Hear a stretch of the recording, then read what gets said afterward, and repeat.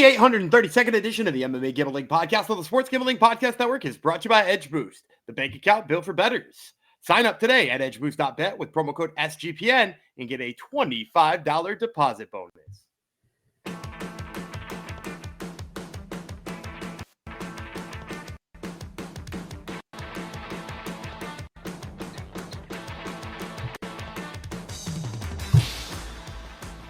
Heidi Ho DeGenerinos, welcome to episode 832 of the MMA Gambling Podcast, the Sports Gambling Podcast Network, dedicated to, obviously, the Street Buddha, Daan Marfan. More on him very shortly. Thank you for coming to the show. I am the one and only Supremo Simplicio, Jeff Chalks Fox. We got some regional events for you. 3 in a row this week, and then UFC is back, so we'll be covering some UFC come Wednesday. Is it back? Have you seen the card? Is it back? Yeah, Macy Barber's in the main event, so it is definitely back. It's got a real main event. That's what I'll say. The voice you just heard was Daniel Gumby-Vreeland, and I think he has some bragging to do. He's going to puff up his chest after this past weekend. I see nonstop comments about how great Gumby is. So go ahead. Tell the people how great you are, Gumby. Yeah, so Road to the UFC, we covered all 20 fights over a 4-episode chunk. So hopefully you caught all of those episodes because we went 13-7, which maybe sounds a touch pedestrian until you realize it was 13-7 for 7.7 units, almost 8 units. So that was and obviously topped all off by the Daan Marfan plus 455. I mean, we got 455, but I think I heard somebody in the Discord say they had 540, or maybe it was MMA Upside, our main man. On YouTube, yep. Yeah, well, he hits me up on Twitter, too. Yeah, but I think he got 540 on Daan Marfan. So, nice. People getting basically 5-1 underdogs here. And I don't know, did you watch the fight? Did you go back? Not yet. I have. I've been too busy. I haven't seen any of the Road 2. So, I mean, I sweat a little bit in the third round when he was getting hit a little bit. But he won the first and he 10-8'd him in the second. So like you were like, all he's got to do is survive 5 minutes. And again, I said it on the show, like a guy who's wrestled with Killian Salkeld probably shouldn't be slept on in a regional event. So like I'm looking forward to his next fight too now, see what he can do next. And for those of you who are wondering, they've already got a date lined up for that. It's August 22nd, I believe. Yeah. Which means that is a time of the year we are going to be very busy. Rich. Because we got Contender Series starts August 12th. Nice. And then August 22nd, we got some more Road to the UFC. So like that is going to be busy regional time. But yeah, plus almost 8 units on Road to the UFC. And that brings us up to 17 units up on the year now. Now it's getting there. I think you told me a couple of weeks ago by the end of May I needed to get to 10. Yeah, that's right. Yeah, we might just get to 20 by the end of May. There you go. Good. Yeah, because I just wanted you to do what you did last year. So we're 45 last year. So okay, so you needed to get to about 20 something by the end of this month, then Gumby. So no, that's the end of June. End of June, right? End of June. Yeah. Right. Yeah, you got plenty of time. There's plenty of time, as Gumby likes to say. Yeah, there's plenty of time. All right, so that was Road to UFC. How about LFA? I think that went well as well. Did it not? We went 3-2. I kind of bummed out. We lost a pair of split decisions. I think it was a pair of split decisions that we lost. One that I thought we won. One that I thought was the right call. But we had the underdog in the co-main event. Actually, we might have moved that line. We're out here talking about the Samurai Fight House guy having fought nobody. And he came in as like a negative 150 favorite or something right around there. And almost immediately over the next couple of days was bet down into being an underdog. So and then got knocked out by Josie Elton Santos in a pretty brutal fashion. So that was good.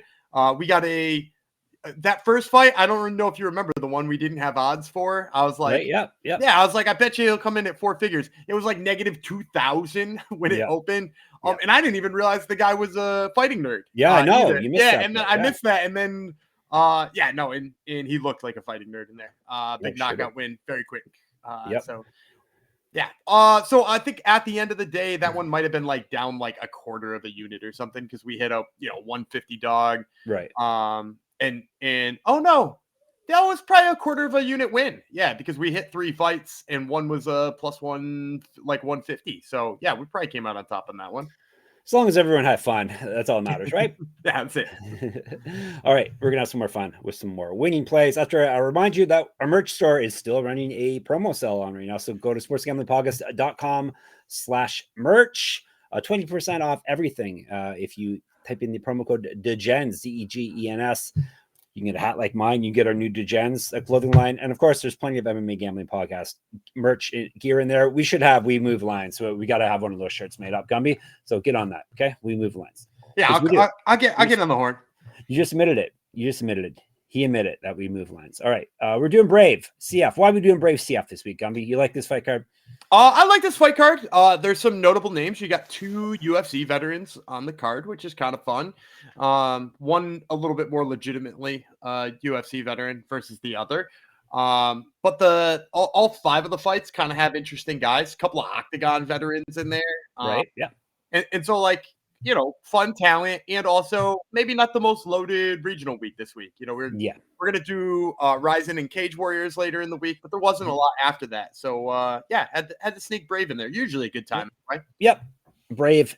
We've covered Brave before. I think this is our 4th time covering it, I believe. They're actually running commentary team too. I will say, if you're planning on watching this, always fun to listen to. Who are the commentators? Do you know? One of them is MMA legend Qarukhnishvili. He won the Lifetime Achievement Award from the World MMA Awards probably 7 or 8 years ago. Like, Dana White recognized him because he just he used to own mixedmartialarts.com, the underground. Yep. So, like, you know, a big deal in the MMA rings for those of you who are old enough to remember when the underground was like the only place you went for fight results. And so, like, so he does it along with, what is it? Cyrus is the other one. And he's pretty damn good too. All right. Excelente. Let's get into it. So this is a Middle Eastern promotion. They're run out of Bahrain, but they are running in the non-Middle Eastern location of Tenerife, Spain. For this event, they're actually doing 2 events this weekend, I think. So we're doing Brave. I didn't know that. Yeah, well, actually, it says Brave CF 96 is in a week. So Topology, they're weeks sometimes. Let me see. No, June 7th, they're in Slovenia. Okay. So no, yes. So we got time. Yep, we got plenty of time. Now, that's what this episode is going to be called, perhaps. All right, so Brave CF 95 is what we're covering. Tenerife, Spain, as I said, this coming Friday, and then Friday after that they're off in Slovenia. 12 a.m. Eastern. So basically, it's Friday. It's Thursday night / Friday morning is when this event happens. If you're in the Eastern time zone, so midnight on Friday. Is it midnight or noontime? It is 12 a.m. Eastern. It says so. Basically, that's confusing. That would be 6 a.m. local. That's not. Yeah. In Spain, that's right. That's what Topology says, though. I'm going to doubt that. Okay. I don't think that's right. Right. It's on YouTube. I can tell that much. Gummy's going to look it up as I tell you more info. It's in the Pabellon Santiago Martin in Tenerife, Spain. 10 bouts in the cage. We're going to cover in full half of the card, and then we'll do lightning round as we normally do for the other half. No odds for this event have been dropped yet, but Brave is a big enough promotion. You're going to be able to find odds probably midweek or so. So we're starting things off with a prelim bout, 145 featherweight. Daan Duijs, I think it actually is, versus Ilia Qarukhnishvili from Georgia. So Netherlands and Georgian fighters, 3 5-minute rounds, 145. Qarukhnishvili is 8-2 with 2 knockouts. Never been finished in a fight. This is his debut in Brave. He's won 2 straight and 8 of 9. Joyce is 10-3, 3 knockouts, 6 submissions. He's been submitted once. He goes his rounds. This is his debut as well. 2-1 over his last 3, 4-2 over his last 6. He lost his last bout. He went 3-1 in Cage Warriors. He used to fight down at 135. He's 2 years younger than Qarukhnishvili and an inch taller. So I didn't find a start time yet, so I can't tell you. Their Instagram is not helpful. I think Qarukhnishvili is probably going to be the favorite here. We're probably going to look somewhere in the -250 range. It'd probably be bigger, but Joyce is a guy who has a little bit of name value behind him from all of his times fighting in Cage Warriors. In fact, he was one time a guest on the Top Turtle MMA podcast. Yeah. And so, he's got a little bit of name value behind him, but obviously the record and sort of the name recognition, or at least the name locale, maybe favors Qarukhnishvili. And I'm going to say, too, just like watching them fight, Joyce is probably the better striker by a little bit in terms of just being technical, but it doesn't come with a lot of aggression because it seems pretty obvious that Joyce prefers to grapple. And he's like had some success on the feet. He throws pretty well, but he's like a judo guy and he prefers to grapple. And if you watch Qarukhnishvili, like basically, his punches come a little wide, so they come with a lot of power, but maybe not a ton of accuracy. But where he really thrives is, he's a Georgian guy. He gets to your hips really well. He's relentless in the takedowns. He's maybe a bit too antsy to get to certain positions, and as a result, like gives up the position. But at the end of the day, his scrambling is just so good that it like makes up for it. And like one of the things I've noticed when watching Joyce fight is like he just has a little bit of trouble with exactly that, with like scrambling and coming up to the right spot. He doesn't know when to like cut ties and get the hell out of there, or he doesn't know when to push forward. It seems like he misses his opportunities when he's scrambling, and then winds up in a worse position than he's in. And Qarukhnishvili is gonna be the kind of guy who takes advantage of that. So give me Ilia Qarukhnishvili. I think he's gonna win, probably just decision him, or maybe even. No, I'm going to say decision him. Yeah. All right. Braves website says this event starting in 5 days, 4 hours, 3 minutes. So that would make it like 8:30 at night, which is totally different than. No, that would 4 hours. 4 hours from now. Yeah, that would probably be noon time. So it's supposed to say noon instead of midnight. Oh, okay. Yeah, noon their time. You mean is what you're saying? No, noon our time. No, okay. And then it would be 8 p.m. their time. Yeah. Not 4 hours. From now. No. It's 4 hours you're from right. Now. That would be would be like minus. Midnight. Yeah. What the hell? What the hell's going on? Why are they putting on fights in the morning? I'm looking it up. 8 p.m. CET time is when it starts. Okay, so that's their time. Yes. Yeah. So then that would be like noon our time. This is the worst geography lesson I've ever seen. Yeah, they're 6 hours ahead of us. So 8. So like 2 o'clock our time. Okay, that's good. According to the ticket site. Boy, oh boy, Tapology, get your act together. It's all Tapology's fault, right? Yeah, you're gonna after that geography experiment, you're gonna tell Tapology to get their stuff together. We're gonna blame Tapology. All right, people are learning things from this show, Gumby. They're learning. After all the money you made them on the weekend, people can have no complaints for anything we do here. All right, you said about around minus 300 for Qarukhnishvili. Yeah, right? I think negative 250. Okay. All right. Before we dive into some more plays and maybe some more geography and time zone talk, who's to say? Edge Boost time. Edge Boost is the first ever bank account built for bettors, ensuring all gambling transactions are approved. No usage fees, no minimums, earn cashback rewards, and 100% approval for all betting deposits. So sign up today at edgeboost.bet with our promo code SGPN and deposit $25 and Edge Boost will match the deposit. That's edgeboost.bet, promo code SGPN. And it is time for Gumby's bonus underdog pick'em play for the episode. Underdog is going long for the NBA playoffs with their extender bonus, hopping game 1. And the longer the series goes, the bigger the bonus gets. All right, Gumby, you got to play? Yeah, I'm going to go with an underrated pitcher that I've been really liking. I'm going to go with Hayden Birdsong. He's pitching for San Francisco on Monday in the 1 o'clock game up against the Tigers. He's been hanging around 3 or 4 strikeouts, but I think it's just about time for them to let the leash off of him and throw a little bit deeper into games. So I think you're going to see like a much bigger number out of him come Monday. So I'm going to take the higher then on Hayden Birdsong's strikeouts. All right. Take that and take your code MMASGPN to claim your special pick and first-time deposit offer up to $1,000 in bonus credits. UnderdogFantasy.com, promo code MMASGPN. All right, we're jumping up the card with some more fun names to say. That's for sure. We are on to a 165 catchweight bout. Ramazan Gitinov. He is from Bahrain, so basically the home country of this year promotion. Faridun Shokhnazarov. Shokhnazarov. He is from Tajikistan. These guys, as I said, are fighting a catchweight because it is a short notice bout for Shokhnazarov. Honey Badger. We'll just call him Honey Badger. He's 4-0 with 3 knockouts. As I said, this is a short notice debut in Brave. He has fought at 155, 170, and 185. 0-1 as a pro Muay Thai fighter, 5 years younger than Gitinov. 5-0, 2 knockouts, 3 submissions. He goes his rounds. 3-0 in Brave. Used to fight at 155. All right, so I think Gitinov probably like negative 200 here, and he's my play here. Shokhnazarov. You getting off on him? You getting off and getting off? I'm not going to touch that one. Shokhnazarov, despite the name, is more of a kickboxer in my opinion. Like he'll get some takedowns late in the fight. But he's a guy who clearly would much rather be throwing. I mean, I think he's even done some pro Muay Thai in there. You might have said that while we were talking, but yep. Yeah, he's got some like kickboxing. He throws really nice kicks to all levels. But like, look, it's pretty simple. You got a guy who throws kicks to all levels and will mix up the wrestling when his opponent gets tired against a guy who's, I mean, like ridiculously relentless with the takedowns. Gitinov is one of those guys who like, you shut down his single, he goes to the double, you shut down his double, he tries to run the pipe on the other side single. Like he's just gonna drive through the takedowns too, is the best part. It's like if he gets in on your legs, he's one of those guys who's gonna run you right into the fence and slam you off of that. I think the best part of him in this fight is how defensively sound he is.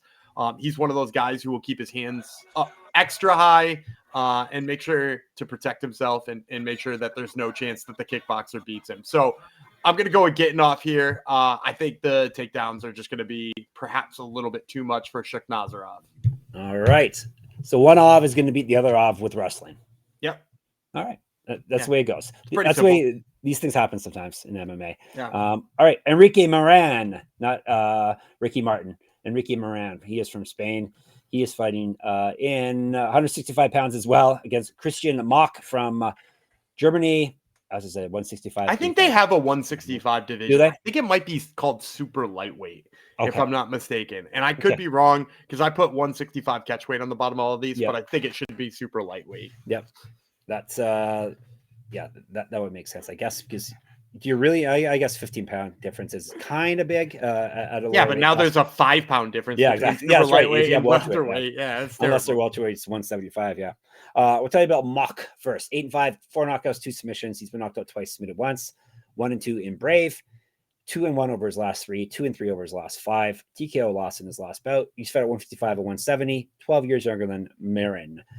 Marín or Marín. I'll say Marín. Wasabi is his nickname, which is confusing because he's from Spain, not from Japan. He's 14-7, 3 knockouts, 5 submissions. He's been knocked out once, submitted 3 times.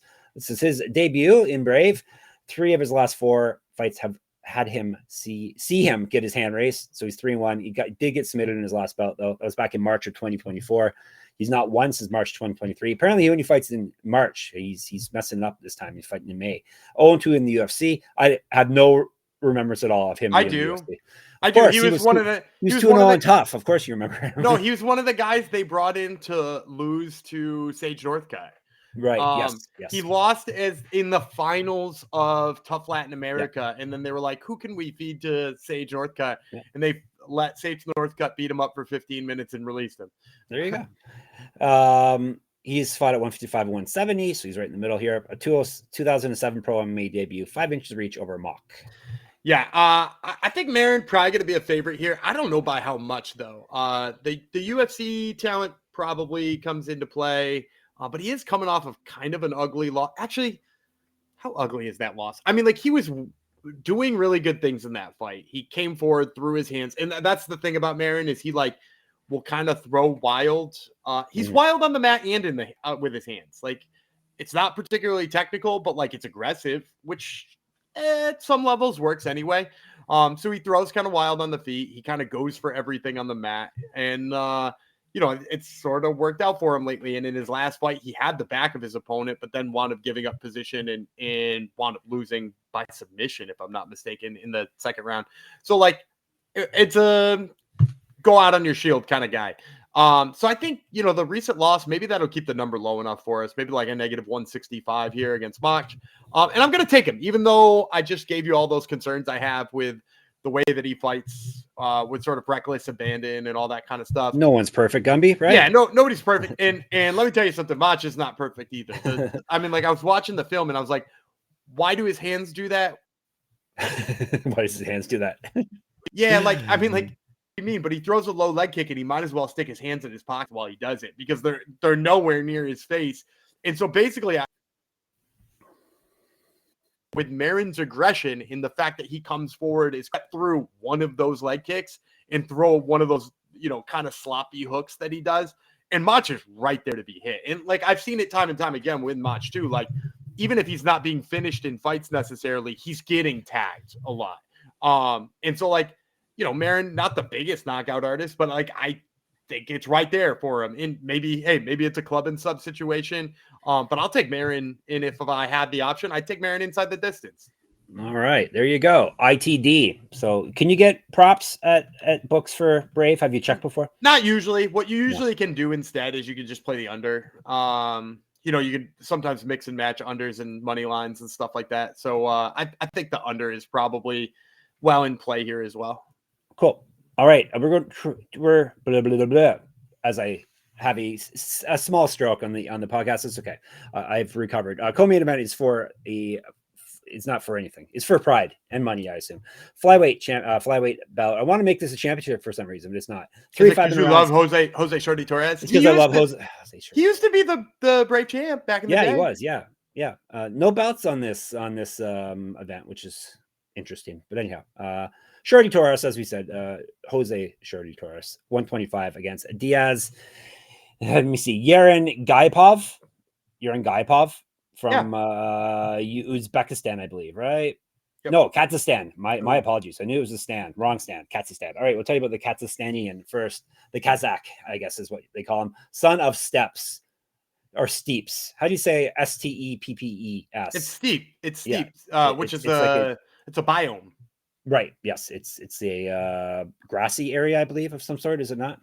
Sounds right. I do know it's a I remember that. Called Gumby up. I remember that from middle school science. It was skin deep. It was a razor thin deep. His knowledge on the episode. Once you get underneath the surface, he's got nothing. It's a biome. It's true. 16-3 for this gentleman, Yerengaipov. 16-3, 6 knockouts, 6 submissions. A very well-rounded, evenly matched up finisher.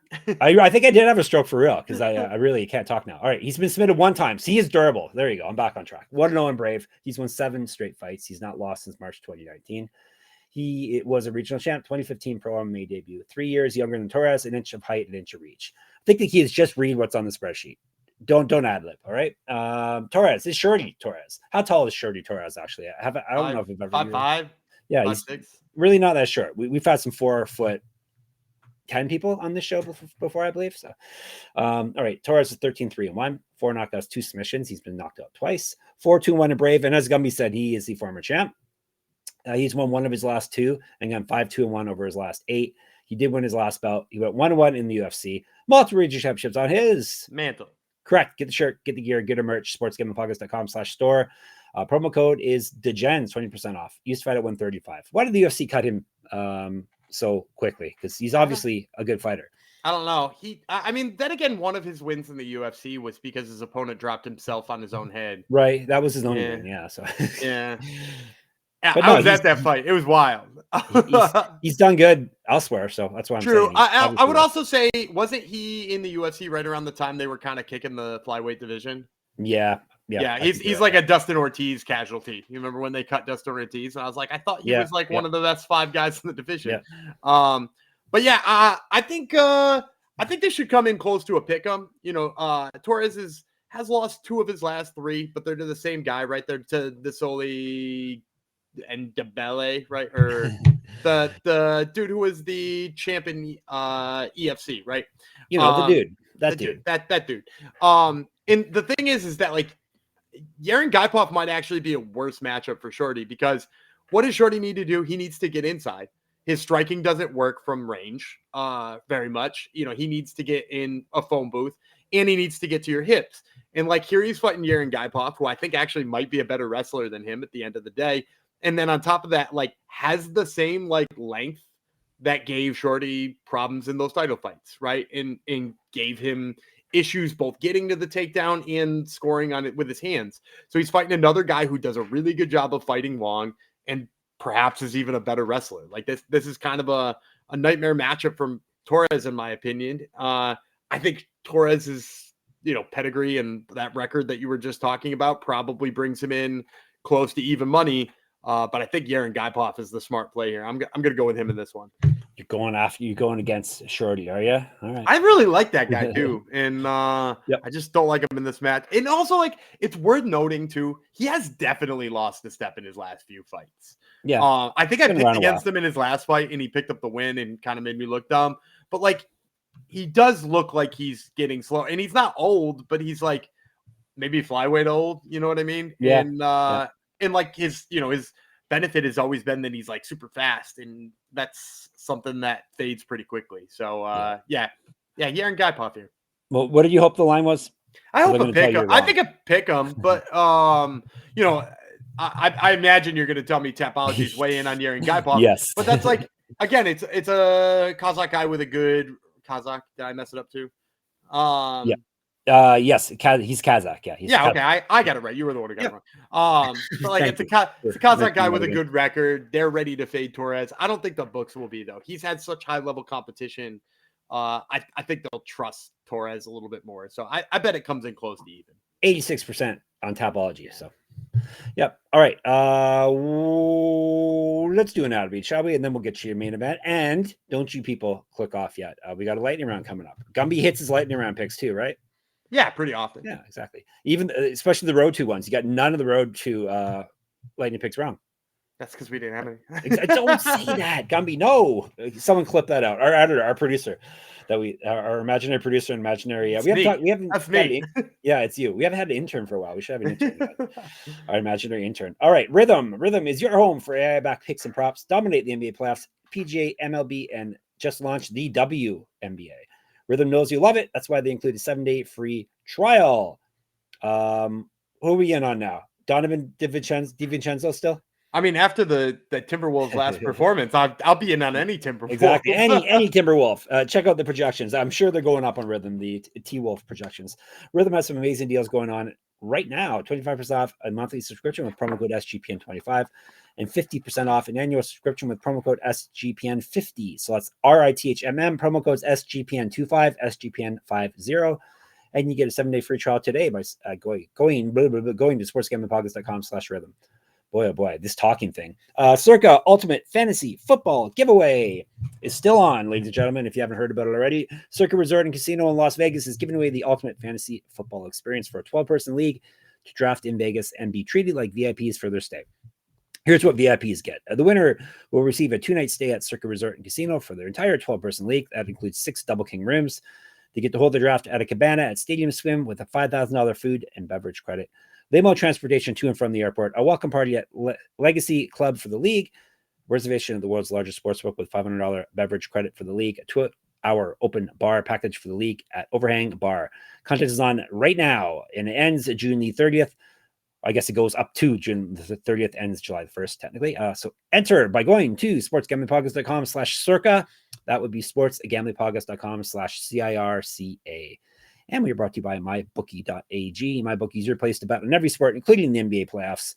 For the true degens, check out the MyBookie money bag. MyBookie accepts customers for a ton of locations, easy deposit, and lightning fast payouts using crypto. All the Minnesota Timberwolf player props, hit all those. Obviously, MMA lines you're going to want to check out there as well. And when you do head over to MyBookie to check it all out, use our promo code MMASGPN to sign up. That way you get 100% deposit match up to $1,000, and we get credit.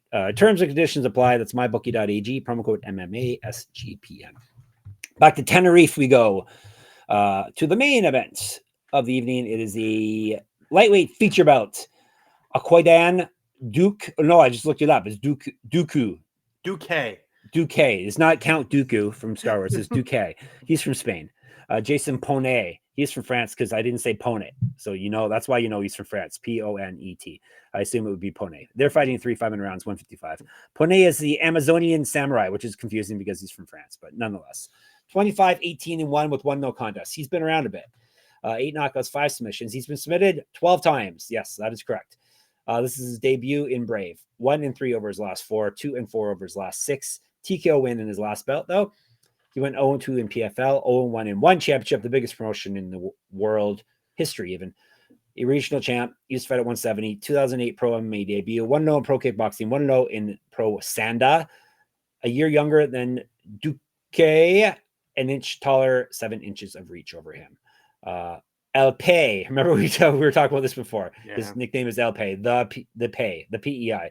21-5 with 1 no contest, 3 knockouts, 11 submissions. If you want to hear jokes about his nickname, you have to go back to the last time we talked about him. I don't recycle Octagon show. Yes, I don't recycle jokes. Never. He's been knocked out 3 times. 1-0 on Brave, 4-1 over his last 5. TKO loss in his last bout. He went 1-0 on Bellator, RIP. 1-0 on PFL.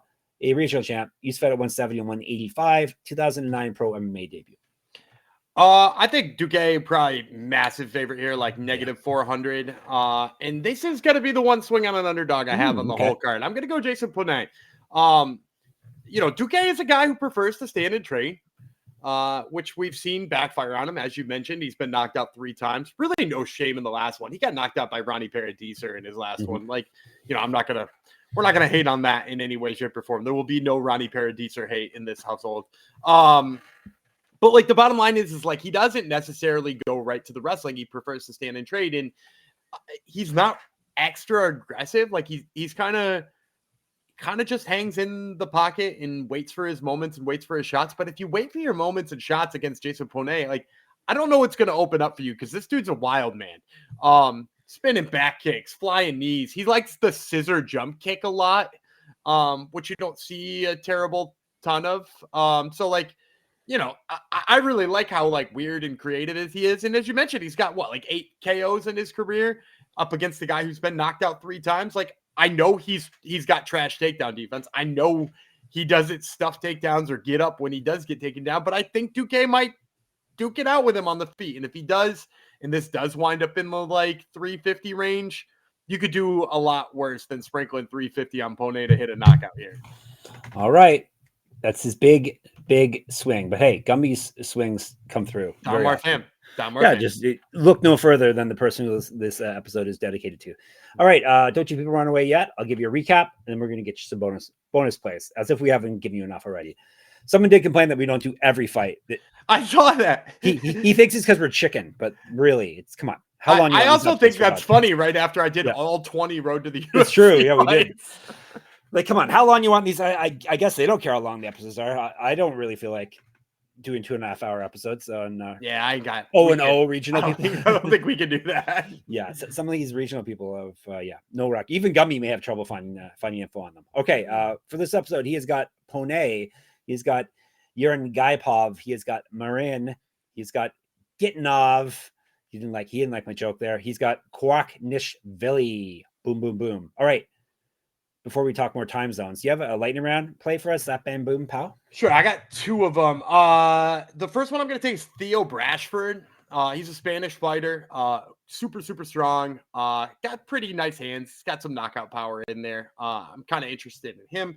And the other one I'm going to take is a Polish fighter by the name of Jacob Drozdowski. A big sigh before. Yeah, Drozdowski. I guess it's not that hard. No, it's not bad. But he had like a super long amateur career where he fought 20 times. So his record doesn't look that good on the surface, which might help you get a decent number on him.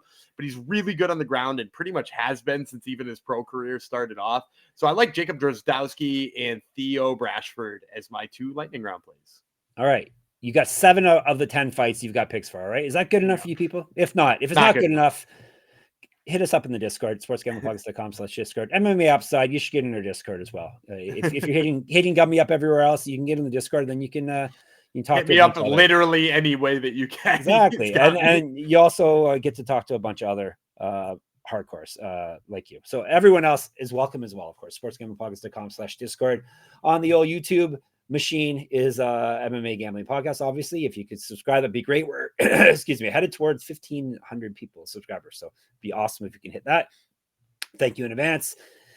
The Twitter is SGPN MMA. He's at Gamble, and I'm at Jeff Fox Writer there. And on Instagram, check out my Substack. I will have another UFC pick'em up and running as of Monday. So it will be moneymma.substack.com. Gumby has a podcast called the Top Turtle MMA Podcast.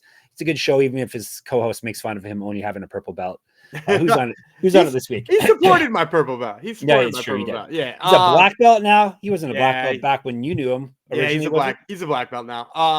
Weren't you guys the same level before? Should I not be? I think I was ahead of oh my gosh. At one point in time. Yeah, he's one of those like 9 times a week guys. So you know, props to his black belt. But on our show this week, in addition to my black belt co-host, we also have Markel Medeiros and Billy Goff. So check it out. A couple of UFC guys there. And of course, we're at sportsgamblingpodcast.com, sportsgamblingpodcast.com/store, sportsgamblingpodcast.com/Patreon. Remember the code at the store, DEGENS at checkout. You get 20% off. And when you do sign up for mybookie.ag and underdogfantasy.com, use our code MMASGPN. That way you get a little something extra. And so do we. All right, we'll be back tomorrow. It will be the Canadian Samurai, Jeff Fox, Shorty Vreeland, because he's shorter than me. And we'll talk to you tomorrow. Ryzen, we're headed to Korea. Bye.